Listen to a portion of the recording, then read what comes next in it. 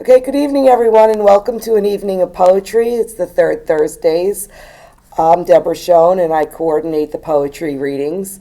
We had to move the event from Vassar College, the Francis Lehman Loeb Art Center, back to the Adriance Memorial Library due to the COVID-19 pandemic. So we're going to be here until further notice. We are open to the public now. Programming is open to the public, but we're also trying to be very considerate and offering some of our programs online to those of you who do not feel that they can be in a public gathering. So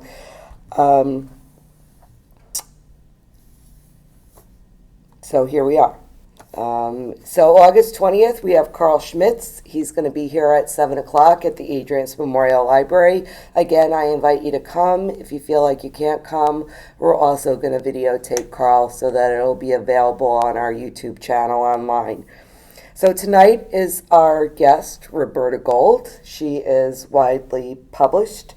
Her 13th and 14th books were published last year, Woven Lightning and Talk When You Can Tell the Truth. And she also has a website, robertagould.net. And please join me for the few of us who are here to actually enjoy Roberta live. Help me give her a nice warm Poughkeepsie welcome. Okay. Thank you very much, Deborah. It's good to be here. This is a beautiful library. Wonderful. And doing this thing online is really very good. I did something online, and it is online with the Orange County Council on the Arts, something or other. And I did two programs on Cervantes, one in English and one in Spanish, and they say it's pretty good. So I'm going to read some poems from a couple of my newer books, and then read some new poems, and then go back and forth, as it were. Well, the first poem is a poem about when you don't really want to write anymore. It gets a little bit, it's called About. It was a general conversation about finding and losing, climbing and falling, dusking and dawning. Yet it was more. The air, invisible to us, was replete with creatures the flies could see. The hands of the clock were no longer there. A flashing and beeping surpassed the centuries every once in a while. As the river flowed on, we didn't step in, watched from the millennial hill, unwilling to keep wheeling along. Stones. Stones I am holding spill from my hands, fall to the ground in their stubborn form, not humble like me, who honors even death. Little do they know the dust they shall be when the eons pass and no one's left talking.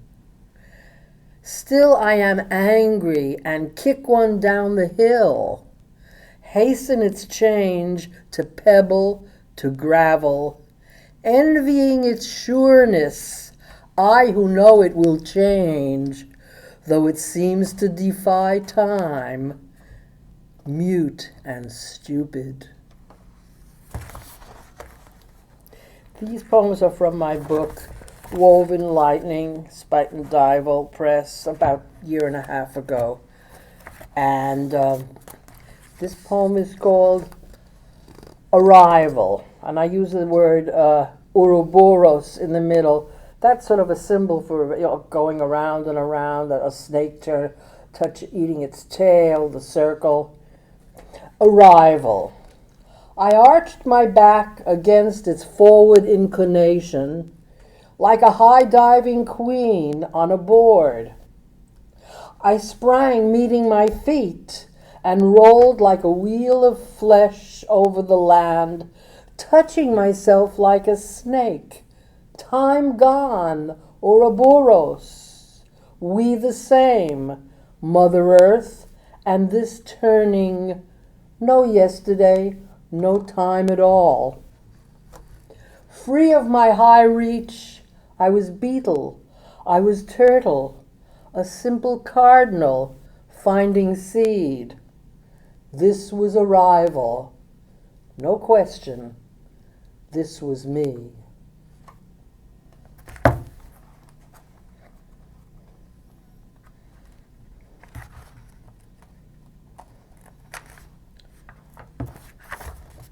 This is a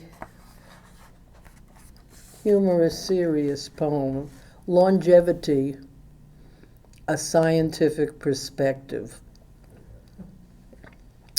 Decrease, and I mentioned the mitochondria, those organelles in us that if they're fed, they get less food, they're more efficient apparently, and they're very good for our health to do that, say the scientists. Anyhow, decrease your intake like the lab mice who live longer in their cages, awaiting sparse meals from their scientist, and are zesty, frolicking on calories reduced, turning on foot-propelled Ferris wheels, or left to each other, breeding on and on.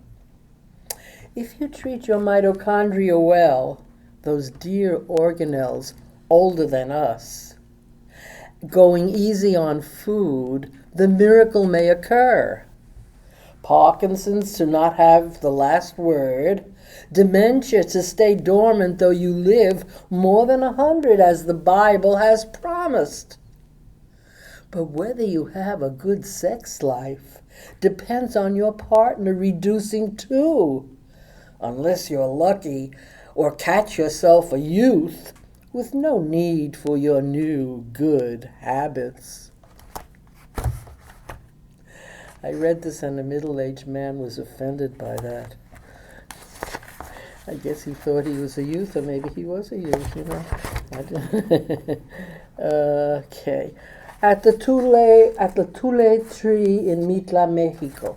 This is a tree that's much wider than this.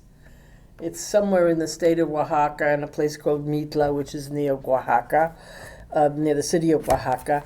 And often you see pictures of a lot of children holding hands going around this tree. It's a very old tree. I forget the botanical name for this kind of tree. I have come to this tree to weep for my friends who have gone. My vial of tears poured to the ground near the bird who drags its tail across the grass, a large grain of corn in its beak. Nothing will ever cut me short of the glory and hunger they lived, they who walk here no longer. Names that were love's breath, thoughts lightning, the color of weather. I walk, all my wits are required to pierce the smudge, open the horizon.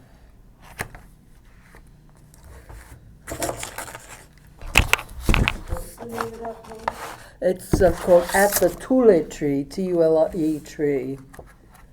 At the Toulet Tree, yeah. Open the horizon.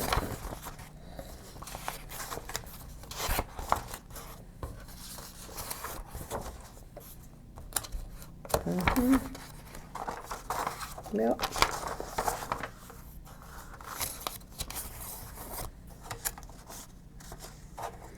Well, a few poems from this book. The Basket. Whenever I toss crumpled paper into the wicker basket across the room and miss, I don't feel displeasure at not being perfect. I'm not an athlete after all, and Mother never demanded good housekeeping obedience. Still, there's joy when I succeed, satisfaction at my aim and coordination that have me score. and the floor is free, and the basket fills, and I write a treatise on happiness. I was thinking that at the end of that poem you could have a basket. Yes. Oh, I should have had a basket, and then I went, "Purr." Yeah, that'd be good. I have to do that next time. Yeah. Right. Good prompt, you know. Yeah. Oh, yeah. That's a great idea.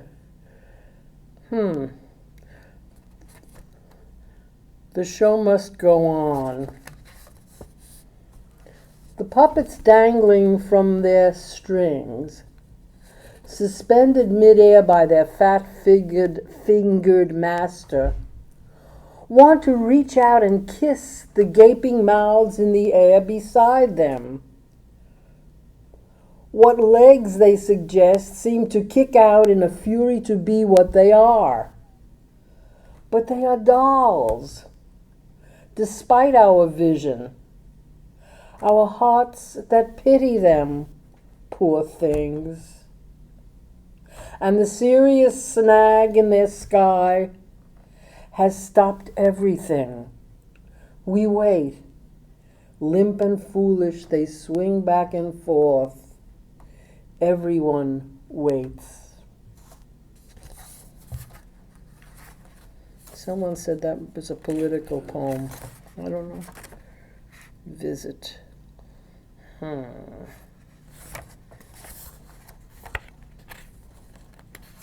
Meteor watch. Fire showers, the Perseids blaze down after moonset. On beach gear in a bergamot field they lie.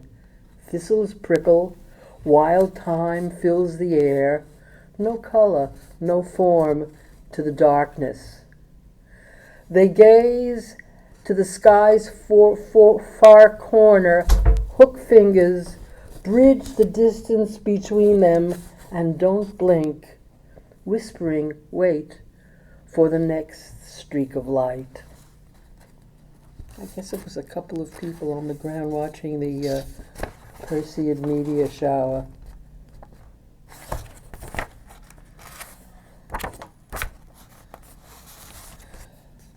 I want to fly. I want to fly through the walls and climb the rafters with the spirits haunting this house.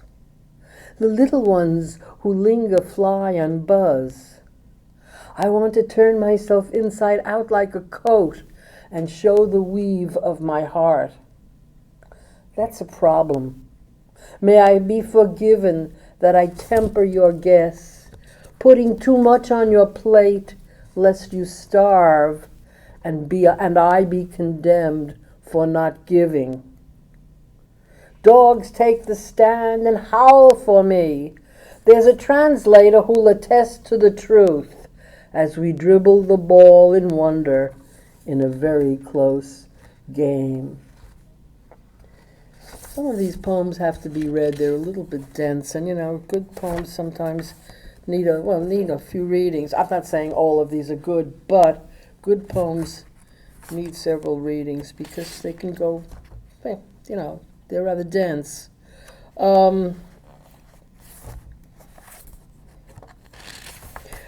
This is a political poem. It's called Choices. Choices, our choices. Rent it or buy it or squat.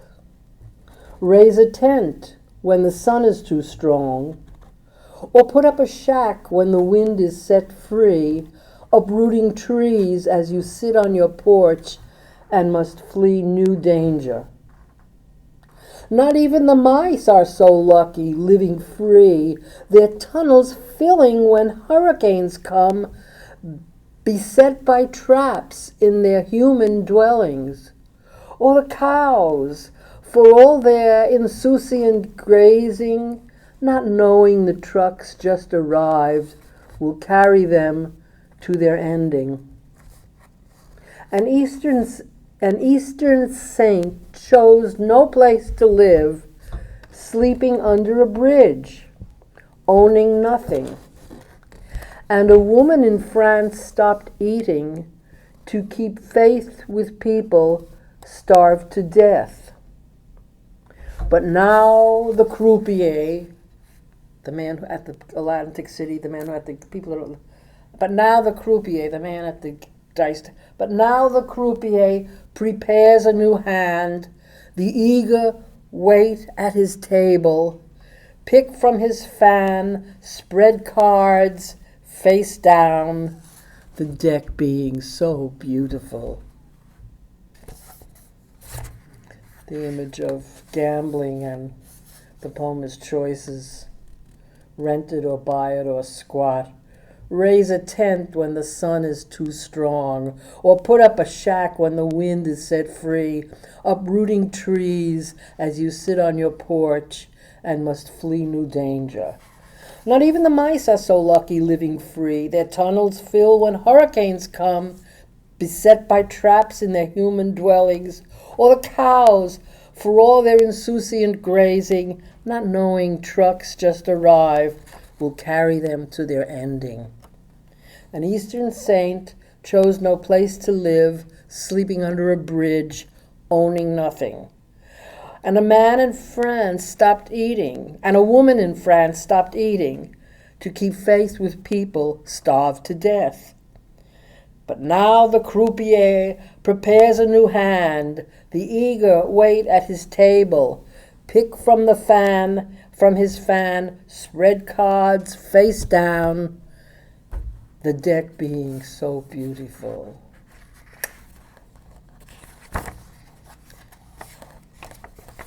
And the last poem in this thing is called Talk When You Can, Tell the Truth. In this poem, I was somehow thinking of Mrs. Zarin, who lived next door, and her husband. And in those days, they'd say, "Oh, my husband, he can't even boil an egg." Do you ever hear that? As if a man boiled an egg, he would turn into a woman. So that's why he didn't learn it. It was so funny. Talk when you can, tell the truth. My Herman, he couldn't even boil an egg.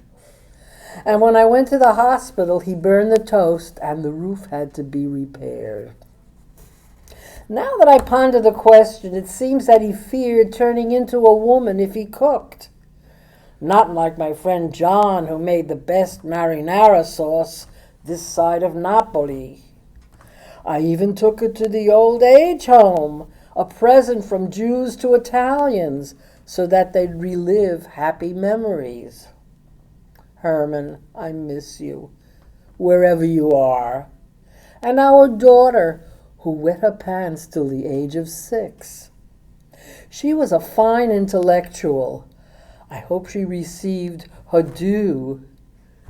I can't find her, though, down here, with the rest of humanity who loved and hated.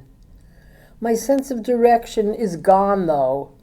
I may even be drifting with angels, but I haven't lost my tongue. You can hear. That's what's called a persona poem. I mean, none of this happened to me, and I take the voice of someone who did. So I'm going to read some new poems now. Poems in the last year or so. Well, not all of them, but well,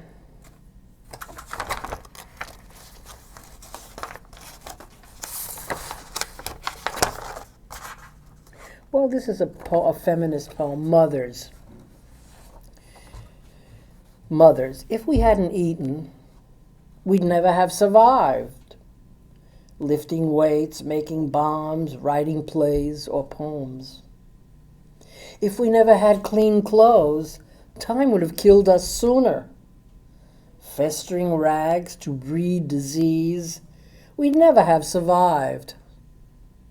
Like the many tots, bitten by mosquitoes, lacking nets, in tropic huts, malaria permitted. Mother dear, Your body won't protect us from starvation, or little microbes seeking hosts beyond your human powers. Aside from that, remember, your efforts saved the world. Without your food and soap, we'd never have endured.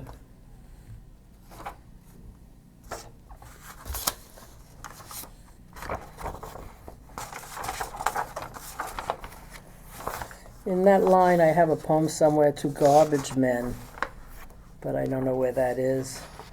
I mean, if there were no garbage men, look where we would have been, right? In a dump. Yeah, we would have been the dump itself. Wow. Here's a sort of a nature poem that I did in April, after the long thaw, you know. It's in two parts. April, at the feeder.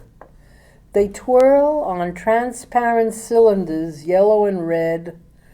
Rain imports them, elementary, defying the ground, yet resting on grass ledges, tweeting between seeds one at a time, the moment's sustenance in their varying beaks, and silence, vista of bare woods under their strip of sky.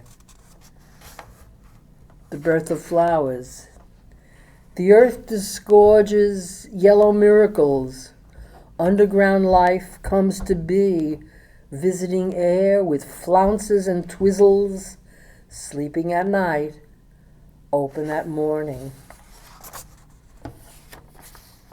Here's a poem done in June about my wrens.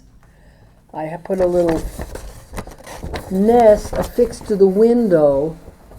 The back is empty, is blank, and I saw them building the nest, and I saw them feeding the birds, and I saw but I did not see them fly away. They were ready, and I missed it. The attempt. The wrens were incessantly weaving and feeding. Sleek, they stood on the roof of their house, a pause looking out as I waited. What purpose if genes would not be passed on, if the nest would fail, right? What zest if only motions were followed with nothing to prove, no result? The trees rustled and wind nudged the clouds, giving the sun something to proclaim between the darkness and lingering dawn, a slow awakening for the wrens. At it again, they continued their labor. I waited and watched them, fearing tomorrow this would be over. Where would I go to follow them? What southern path would I take? Unable to live without them, suffering an imagined loss, a never-come season. But the season came, the birdies were born. But then one day it was empty, and I was really sad for a week. I mean, they weren't doing their thing. I mean, I don't know, gorgeous creatures, and that song of the male, it's so beautiful. Here's another one. It's called about tagging the birds. I saw them tagging the birds one time near Cold Spring a long time ago, and I got this poem. Its background, a safety net. There's a net that they fall into that. Its background, a safety net, yet the birds caught are tagged, tracked, theorized, worded. They wing close and almost invisible, the threads lured them with a newness, a harmless vagueness. How could they know? Did the sky's vastness exhaust them? Our lower realm draw them to rest? Or were they seeking food here where we work with our pressing curiosity? But most managed to elude us, leave an occasional feather, and escape with their mystery. They go into the nets, they tag them, but some of them don't get to the nest. They're lucky. This poem is called That Book. It's a political poem. That book, it says, we've made great progress these 1,000 years. Only 30% are homeless and hungry now, not the 90% of those who lived the olden days. What is the book that presents this, whose title you forget? I want to feel encouraged, plant one more tree, sing as I walk down the street, and provoke a chorus. Can you blame me? I won't be denied my social link to the future, growth toward our true nature, saints and communists believed. So thanks for sharing the good news. And when you remember, please tell me the name of that book. Now, this was written before the pandemic, so as far as 30% are homeless and hungry now in the world, who knows what's going to be. It's already happening all over. We don't know too much about other countries here. The news is, yeah.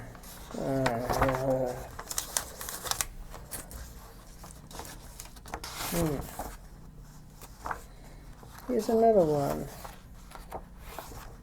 It's called Country.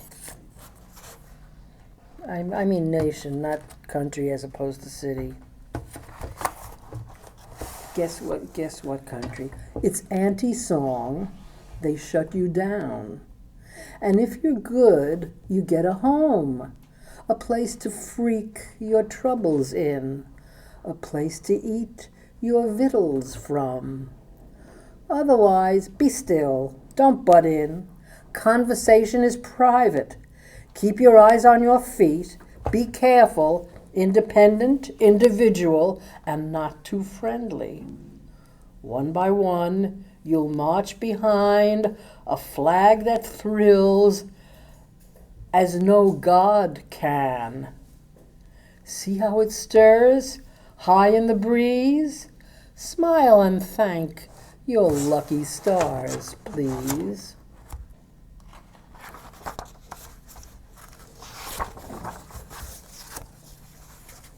Oh, I wrote this when our president was making his campaign to become our president, or your president, or their president. Demagogue. Scream to the impending storm. Capture it with your breath. Cheeks puffed to nothing. Demagogue. You know, a demagogue, a half of a god. Scream to the impending storm. Capture it with your breath. Cheeks puffed to bursting, ready to deflate to nothing, nourishing nothing. Your notions, a desire to prove you are bigger than the sky, your impediment.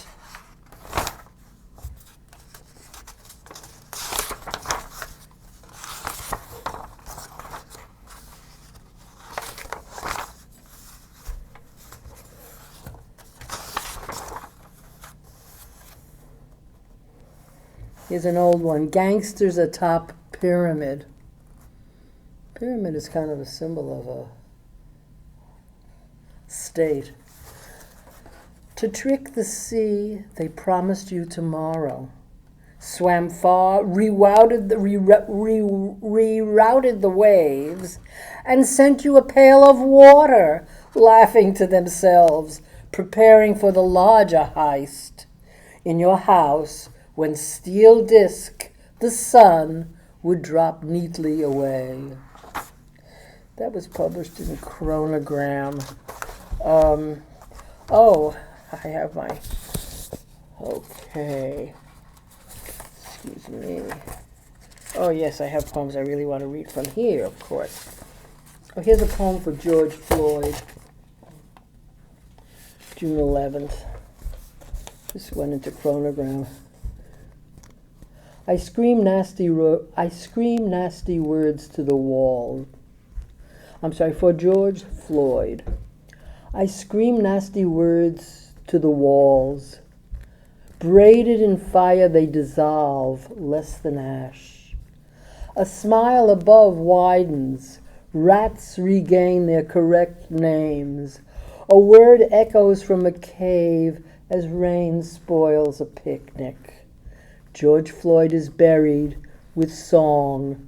The hungry go on living, and devils cower, but are not quite done.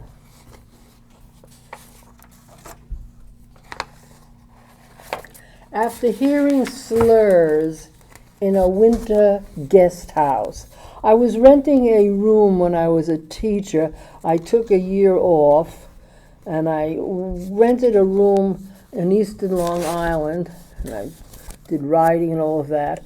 And, and there was a common kitchen and people. It was a nice room, but there were people there and so, this happened.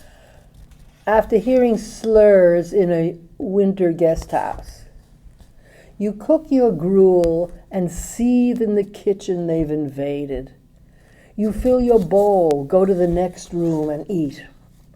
Their mumblings begin, racial slurs and righteousness. You hear their voices grow tight and rise. They want to punch the sky in the ass. You wear earplugs and miss the phone.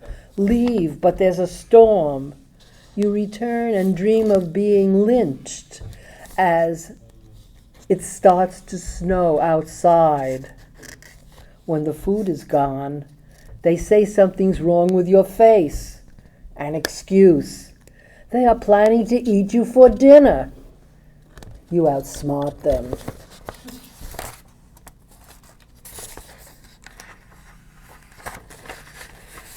This poem is called A Song of Sadness, and it's sort of like poems that were written in the Nahuatl, which is one of the pre-Hispanic languages from Mexico, that the people around the Aztecs and so on in the highlands of Mexico spoke, 1500, 1400. And some of these poems were collected, but this is sort of that tone, A Song of Sadness, and it's apropos today when so many people are dying. I mean, I've lost 5 friends in 2 years or less. Not necessarily from COVID, but I weep and am afflicted. Song of Sadness. I weep and am afflicted, remembering that we shall leave the lovely flowers and beautiful songs. Let's sing and enjoy them. We are leaving. We will vanish in that house. Why do my friends fail to understand this? My heart aches and grows angry. They will not be begotten a second time. They will not be made children twice. And they are about to leave the earth. I think this is a translation. It was so long ago. This is one of those. It's a translation. Here for a brief instant beside others, they will not exist again. I will not enjoy them. I will not see them anymore. Where shall this heart of mine live? Where will my house be? Where my lasting mansion? Oh, I suffer being left helpless on earth. You offer and unfurl your forehead's garland of flowers, woven with gold and green quetzal flowers, to offer as a gift to the princes. My heart is arrayed with varied flowers that adorn it, but then I cry and I go before our mother and say, "O you, the source of all life, don't be severe, do not be unbending here on earth. Let us live beside you there in the sky's mansion." But what can I say that is true here? O you who give us life, we are dreaming like one half asleep who jumped out of bed. I speak of earthly things, no one can say anything else. Though precious gems and fine ornaments are offered, no one of you by whom we all live, no one can say anything worthy on earth. Oh yes, this was a translation. I had another, this is A Song of Sadness from that Nahuatl language, they were put into Spanish by one of the church people in 1600s, and I translated it from the Spanish. I have another poem which is called After the Nahuatl. I thought this was it, so it's a beautiful poem, isn't it? And they're always talking about flowers. We are like flowers. We are like flowers, and flowers, you know, the ephemeral thing. Okay.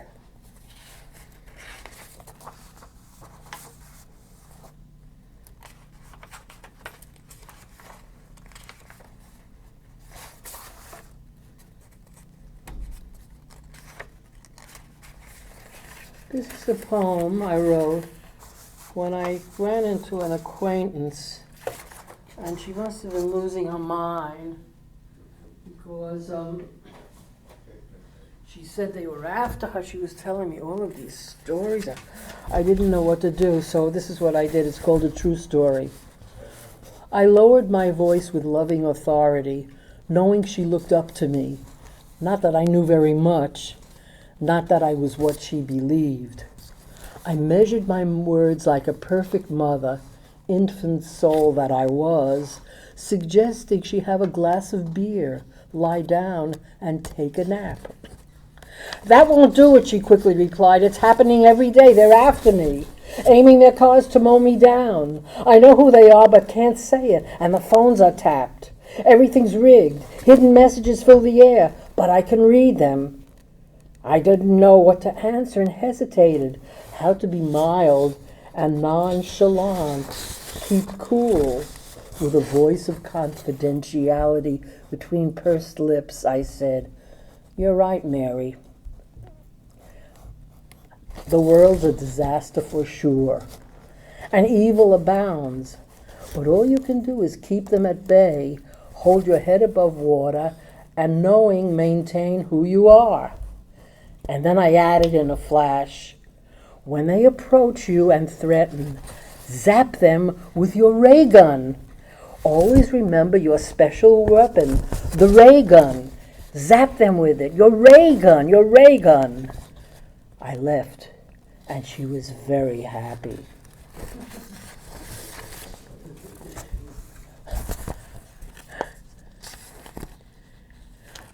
Official advice in a time of fear.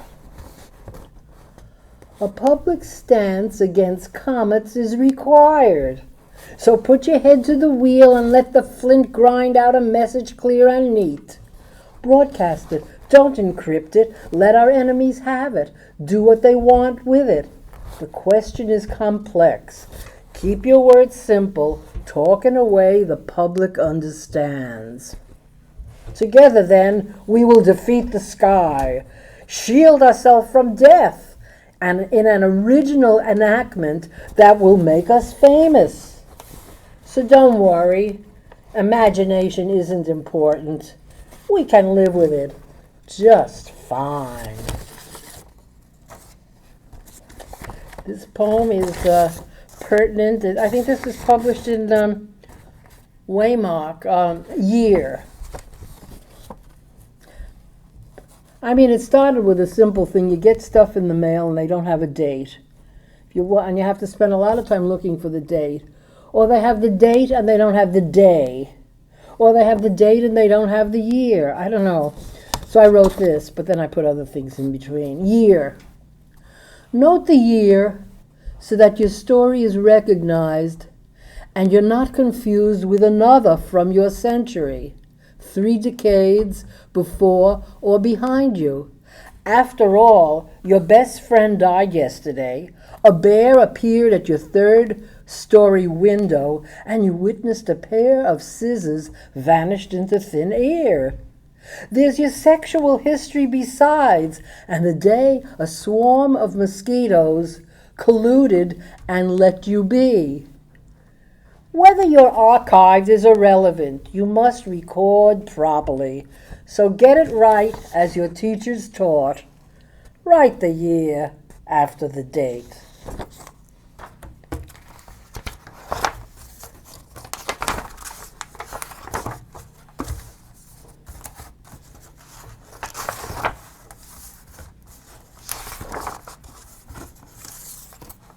on trial.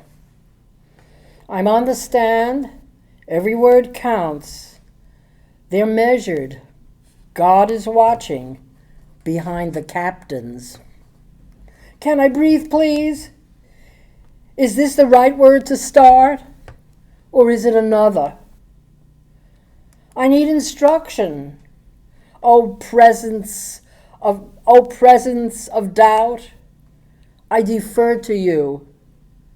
Hold the leash tight.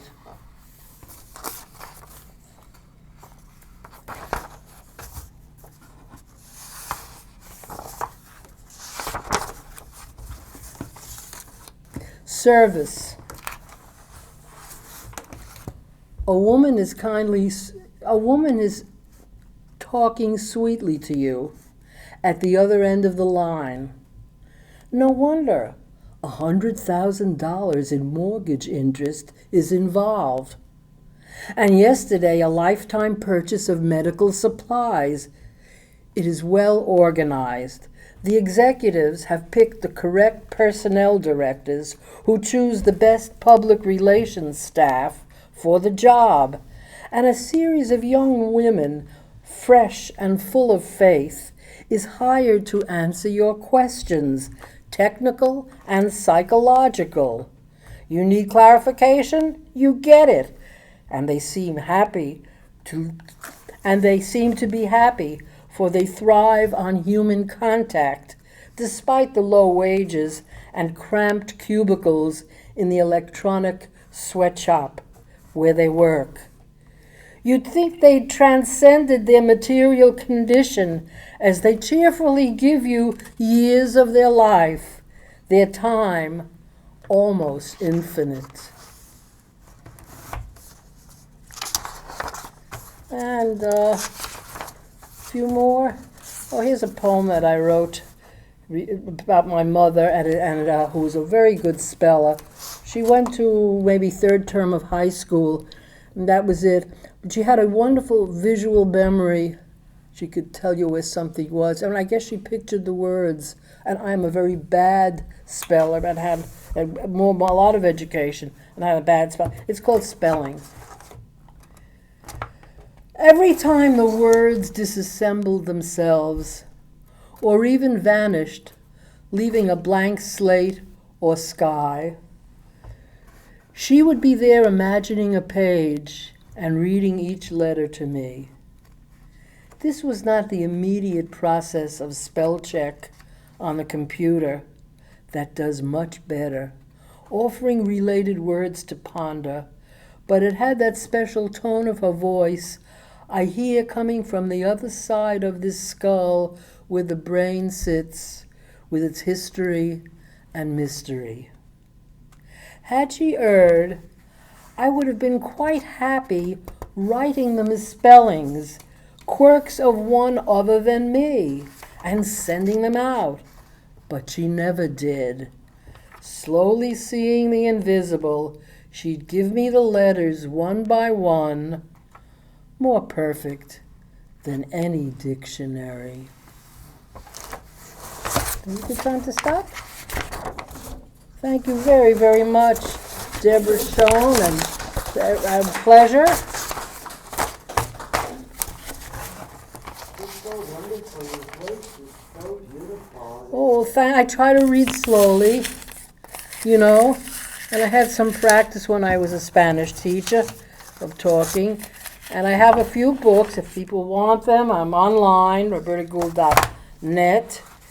Can I give one to the library? We would love it. We would be happy to see it. Oh, I'll give you a few of my books to the library, yes. Thank you so much. Thank you.